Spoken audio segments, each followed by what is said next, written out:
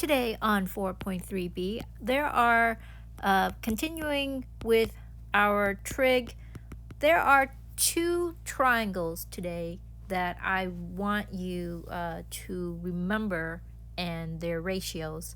So here, there are two special triangles that get used a lot. One of them is our 30, 60, 90. So 30,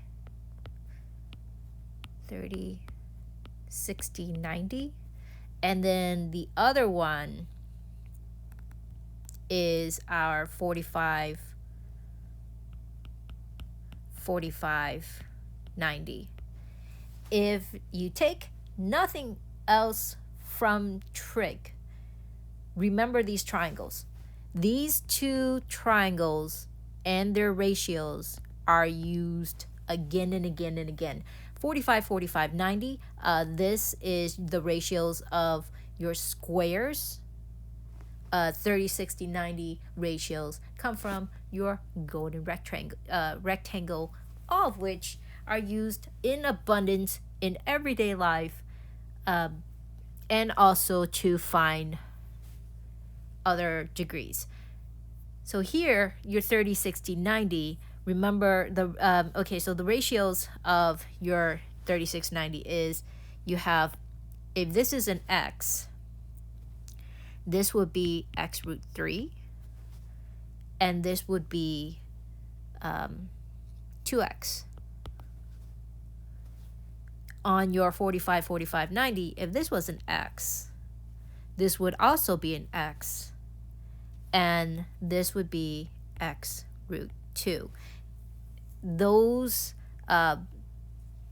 ratios will come again and again and again. So if one side happens to be 1 here, then this is root 3, and this is actually 2. If this side is just 1, this is 1, and this is just root 2. However, if one side is, say, 2, then this is 2 root 3, and this is 4. If this side is 2, then this is 2, and this is 2 root 2, on and on and on. You can see the pattern from here. Okay. So from this, we can, later I'm going to have to have you figure out how to do the unit circle. But in order to figure out the unit circle, you have to have this ratio memorized pretty well, because if you happen to forget any portion of the unit circle, going back to these ratios will allow you to build that unit circle from scratch. So you don't have to memorize the entire unit circle. Know your 30, 60, 90, know your 45 degrees, and you'll be able to figure out the numbers, the unit of that unit circle, using the ratios. Okay, so let's say we have a tangent of 30 degrees, and they want this in radians. To get a degree, to change it to radians, the radians,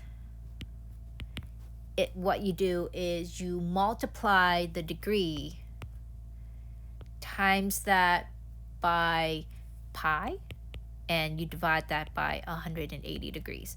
So to get that, to convert it to radian, it would be 30 pi divided by 180, which is pi over 6. So that is how you convert 30 degrees into radians. This is what you need to do every time to convert degrees into radians, and then to go opposite back into degrees, you obviously multiply by 100, divide by pi to get from radians back to degrees. Now, let's find the function value, or your unit circle value, your function value of 30 degrees. Well, we have a 30 degree. This comes from our 30, 60, 90. So here, this would be our 30 degrees. Remember, we have 1, I'll just put in arbitrary numbers, 1, root 3, and 2, or x root 3, 2x. x being 1 in this case.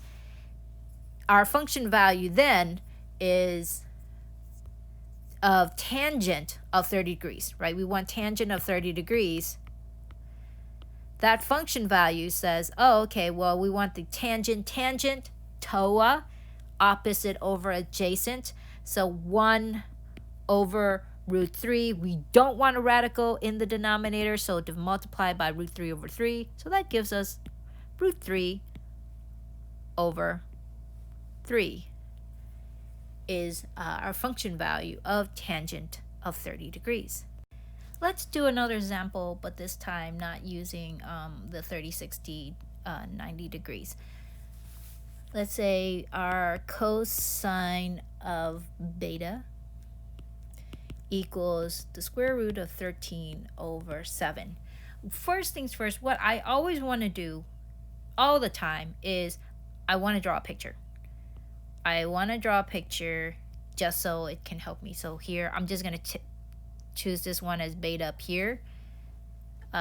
Beta is, cosine is ka, so ka, adjacent over hypotenuse. So this is my adjacent, which would be root 13 over hypotenuse, which would be 7. I can use my Pythagorean theorem to find the missing side. Here, root 13 squared plus b squared equals 7 squared. What is 13 plus b squared equals 49.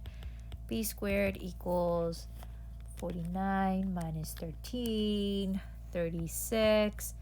B is then 6. So this is 6. So now let's see, what is our secant?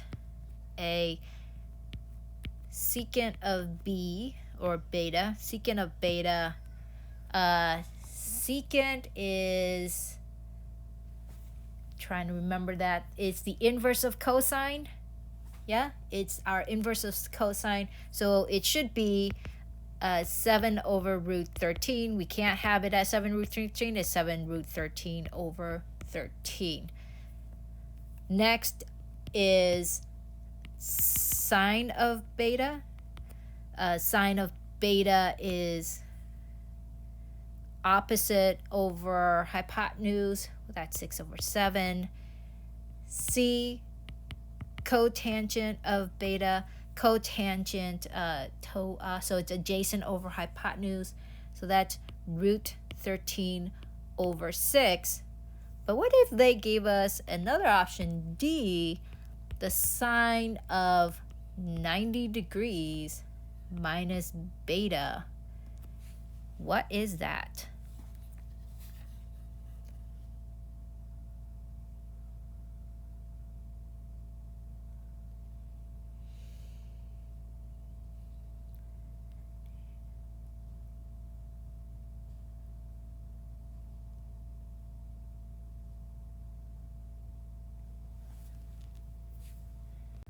With that, in this case, the sine of 90 degrees, if you shift from a 90 degrees from beta, away from beta, that actually turns into our cosine. So this is actually equal to our cosine of beta, which is then root 13 over 7. So the sine of 90 minus beta is cosine. So cosine of 90 minus beta is then sine. Secant is then turned into, secant of 90 minus beta is cosecant. Tangent and cotangent 90 minus beta is then back. So if you got a cotangent of 90 minus theta, you go back to tangent.